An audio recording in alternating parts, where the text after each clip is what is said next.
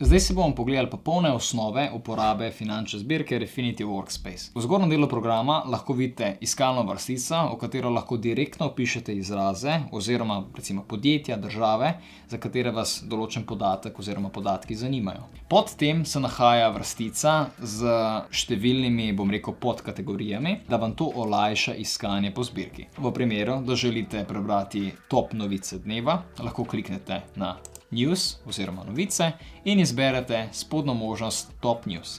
Če to kliknete, vas okno odpelje na stran samo z novicami, ki so najbolj popularne v tem momentu. Če se uporabnik želi vrniti na začeten zaslon, preprosto klikneš na hišico in vas finančna zbirka odpelje nazaj na začeten zaslon. Pod temu imate okno, na katerem vidite številne podatke različnih indeksov oziroma podjetij, se pravi tako cenovno spremembo kot tudi procentualno spremembo, kar je tudi obarvano za zeleno in rdečo barvo. Potem imate bolj podrobno v kakšnem indeksu, desno od tega imate pa prvo graf, v danem primeru je to graf SP500, ki ga lahko posodobite po vaših željah, se pravi tako časoven okvir lahko zamenjate, tukaj lahko spodaj, recimo da želite 3-mesečni časovni okvir, lahko kliknete na 3 mesece in vam odpre praktično, kako se je ta indeks spreminjal v zadnjih 3 mesecih.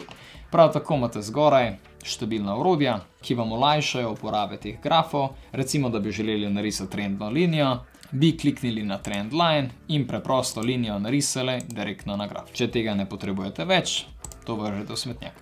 Vse to pa lahko prilagodite zgoraj na teh 3 pikicah, kar je v bistvu layout in si vse to nastavite poljubno, v primeru, da želite v bistvu finančno zbirko, da izgleda drugače. Desno zgoraj imate tudi možnost obvestil, če kliknete gor, lahko nastavite nov opomnik. V primeru, da kaj ne znate, se lahko obrnete na osebo, ki upravlja z Refinity Workspace oziroma vam avtomatsko kle pomaga, imate gumb Help, ki vam v večini primerov odgovori na vaše vprašanje. Prav tako pa imate tukaj tole bookmark ikono, ki določeno stran oziroma nastavitev doda med vaše priljubljene.